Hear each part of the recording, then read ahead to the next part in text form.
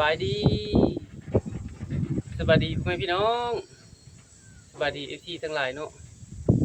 สบายดี FC ทั้งลาวทั้งไทยทั้งต่างประเทศพร้อมยินดีต้อนรับเข้าสู่2เบาคอนชาแนลพี่น้องมื้อนี้เบาคอนสิพาพี่น้องมาเบิ่งเงินไก่ต่ออัน2โตพี่น้องตัวหนึ่งหมานแล้วก็ตัวหนึ่งบ่หมานมารีวิวไก่ต่อให้พี่น้องเบิ่งเนาะตัวหนึ่งหมานตัวหนึ่งบ่หมานพี่น้องมันมีรูปลักษณะแนวใดแล้วก็มันมีความแตกต่างกันแนวใดพี่น้องไก่ต่อตัวหนึ่งหมานกับตัวหนึ่งบ่หมานนี่เนาะมาเบิ่งนำกันพี่น้อง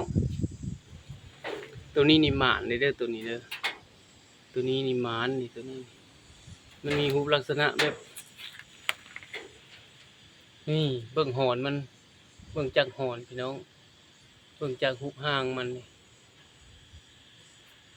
ตัวนี้นี่ตัวที่หมานแต่เต็มแล้วตัวนี้ฮะ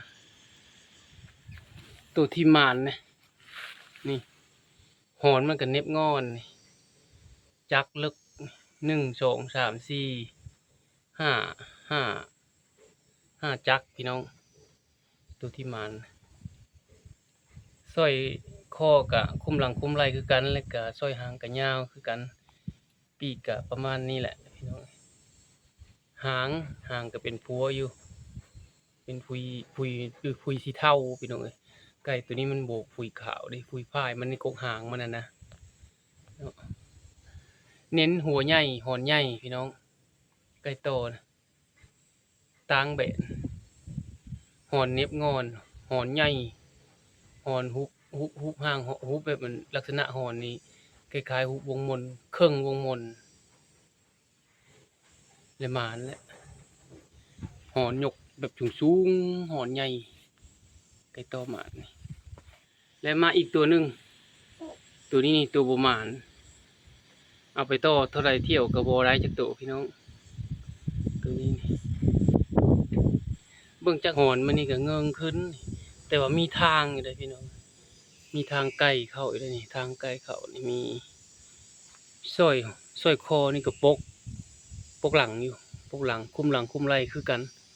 สร้อยหางนี่ก็ยาวคือกันเดือยก็เดือยขาวคือกันนี่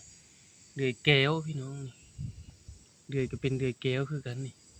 อันนี้แต่ว่ามันยันมันบ่คักโทษแต่ว่าหอนพี่น้องหอนมันนี่มันสิบ่เน็บงอนนี่หอนมันก็เกี้ยงอยู่นี่แต่ว่า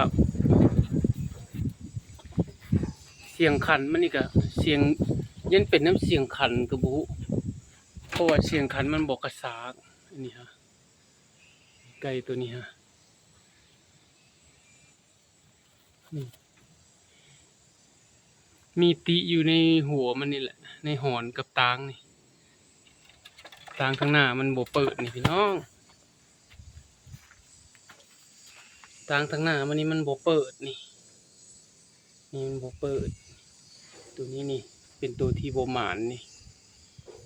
แต่สร้อยคอมันนี่ก็ยาวอยู่คุมหลังคุมไหล่อยู่ปีกมันนี่ก็ปกเข้าคือกันปีกมันก็ปกเข้าคือกันนี่ดิปีกมันก็ปกเข้าคือกันสาเหตุมันนี่ก็คือสิแม่นตางกับหอนมันนี่แหละพี่น้องตัวเนี้ยมันเป็นบ่หมานแต่ตัวนี้ตางมันเปิดเด้อตัวนี้เด้อเป็นยังมันจึงเป็นแบบนี้มันซับกันพี่น้องมันซับกันกับไก่ตีตอนเอามาปล่อยไว้ทำอีทนะมันซับมันตอดกัน ก็เลยเสียไปเลยโอ้เสียดายพี่น้องตัวนี้ฮะเสียงขันมันเสียงขันก็ซากดีอยู่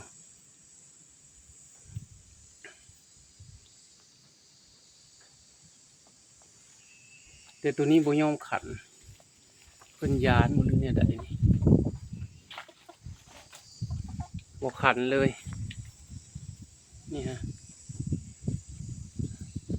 ตอนเอาออกมาจากบ้านน่ะคันตัวนี้แต่บัดนี้หั้นบ่คันเลยยังไดก็ท่าฟังเบิ่งเสียงเพิ่นคันก่อนเนาะพี่น้องเนาะถ้าฟังเบิ่งเสียงไก่ตัวนี้คันก่อน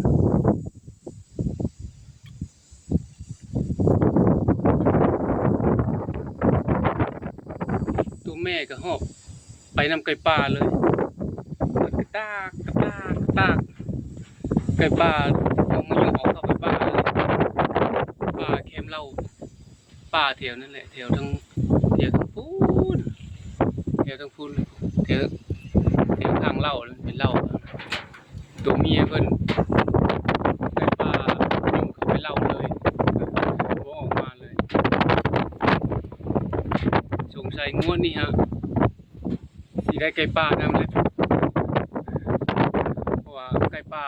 ออกมาเอาเข้าไปป่าผู้ยังบ่ออกมาตอนมาทวีปได้เห็นไก่ป่าบินเข้าไปป่าที่มันออกมาเดินไก่ป่าออกมาโยกเอาพี่น้องตัวเมียเพิ่นไปป่าเลยตัวนี้บ่ยอมขันเนี่ยแหละตัวเนาะเอาละบ่ขันกิยามันพอตัวนี้แหละพี่น้องเอ้ยเป็นได้พี่น้องถ้าอยากซื้อไก่ต่อนี่ต้องเบิ่งให้ดีๆเด้อพี่น้องเลือกเหล้ากอที่มันหมานพี่น้องถ้าเหล้ากอใดมันหมานนี่มันสิหมานถ้าเหล้ากอใดมันบ่หมานนี่ก็สิเฮ็ดจังไดก็บ่หมานเอาไปคู่มือเขาบ่หมานพี่น้องตัวบ่หมานคันตัวมันหมานนี่บ่ต้องไปดนเอาไปต่อแป๊บเดียวได้เลยตัวมันหมานบ่ได้ยากแต่ว่าอย่าไปซื้อไก่ต่อแบบมัวๆเด้อพี่น้องมันบ่หมานเลยเสียเงินเด้ต้องเลือกเหล้าก่อนแล้วก็มีรูปลักษณะคล้ายๆคือตัวนั้นแหละนี่คือตัวนั้นฮะคันคือตัวนี้น่ะบ่หมานนี่ติแต่หอนเงิงขึ้นนี่นะหอนมันเงิง